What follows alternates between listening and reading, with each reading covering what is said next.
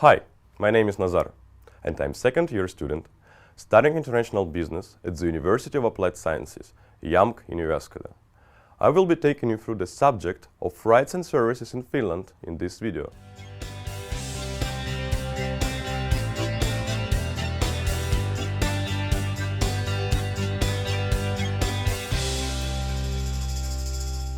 What do you think should happen when you fall ill? Should you be allowed to remain ill, or would there be an expectation that you should be able to see a trained doctor or nurse that would give you advice on how to restore your health? What about the case when you have a child that has reached school-going age?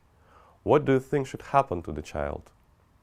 Should they be left at home, or should there be an expectation that they have a place that is provided for them to attend a school where they can learn following the curriculum that has been set for the children of that age? If the answer to these two examples are that the person who is ill should receive treatment to restore their health, and in the case of the child who has reached school-going age, have a place where they can study, what we have are expectations of something being provided given certain circumstances. This expectation of something being provided for someone who needs it can be translated as the person having a right to that thing. From the point of view of a society, a good question would be what do rights mean and what are their purpose? One way of answering this would be to say that rights are an entitlement or access to something, without which a person who is denied is put at a disadvantage. Another way that we could say this is that the rights lead to people having a good quality of life. Of course, when people have a good quality of life, they would tend to be at peace with themselves. On the other hand, when someone is put at a disadvantage, that is, if they have their rights denied, the quality of life would not be so good, and this could lead to their not being at peace with themselves or their environment.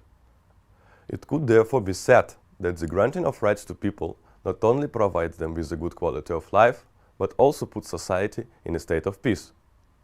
This suggests that if society wants to be at peace with itself, it should have to make sure that it provides the rights of all those who live within it. In other words, it should provide universal rights. The idea of universal rights is not something that is new to us, human beings. The first found written records of universal rights date back to about 600 BC and originated from Persia, which is modern-day Iran. This took the form of Cyrus Cylinder, which was written in the name of Cyrus the Great.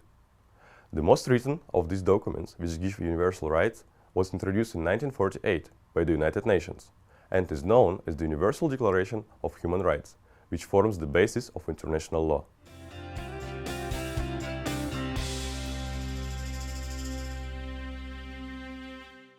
If the aim of a society is to ensure that its members' rights are protected, there are two possible lines of action it could implement. The first of these is to come up with ways and methods that would prevent people's rights being denied. And the second would be to introduce ways and methods that would compensate those whose rights have been denied, should that happen. Both of these could be provided through services. When looked at in this way, it could be said that the duty of a society can be narrowed down to making sure that it provides the services that are needed to protect the rights of those who live in it, when they need it. As a result, the measure of how well a society functions can be seen in terms of how well it provides the services that protects the rights of its people, when they need it.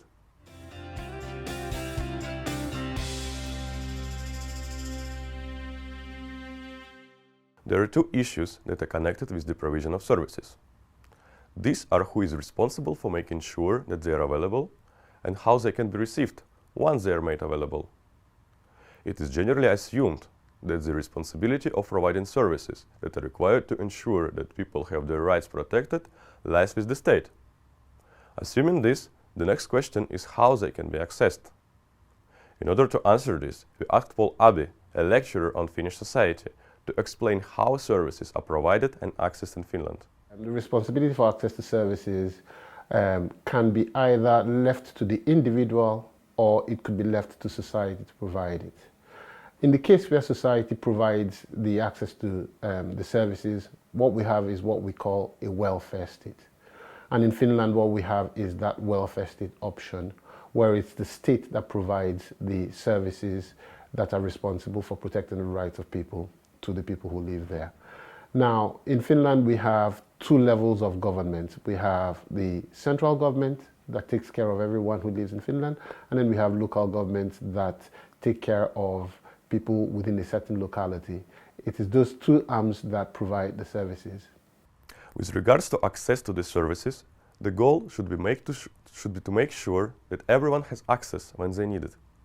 This means that the price for getting this service has got to be such that they are affordable by everyone. One method that can be used to ensure universal access to a service is by making the service free. In Finland, this is the case with the educational system. For those who live permanently in Finland, where there are no tuition fees for education at all levels. This means that everyone in the society who wants the service has access to it.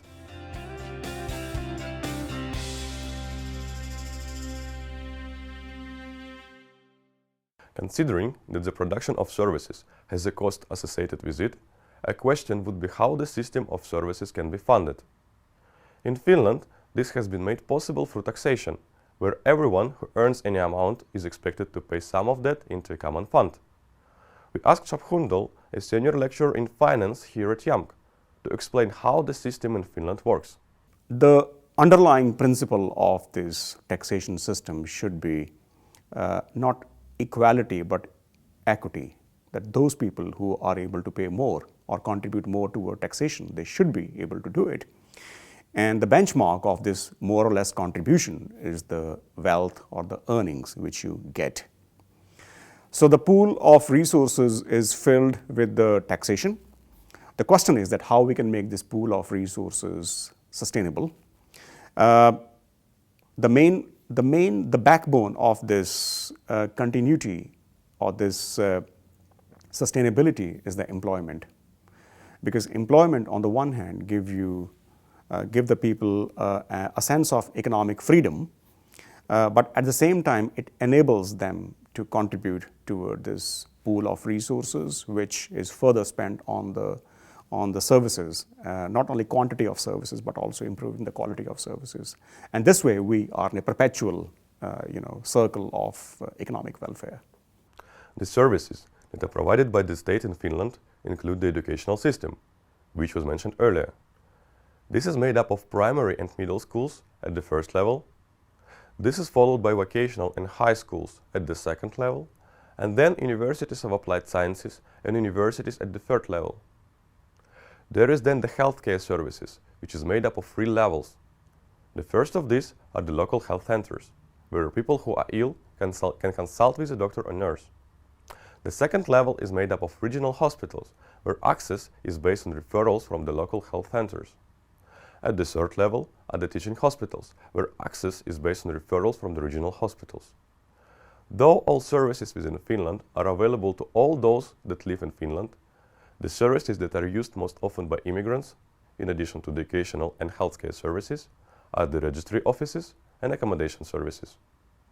Others include the police services to get licenses and immigration services for residency permits.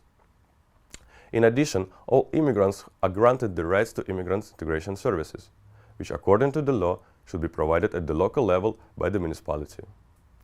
For immigrants that live permanently in Finland, in addition to those that have been mentioned, other services that are likely to use would include Kela, the National Social Security Office, as well as the local social services. My name is Nazar, and I hope that you enjoyed watching this video.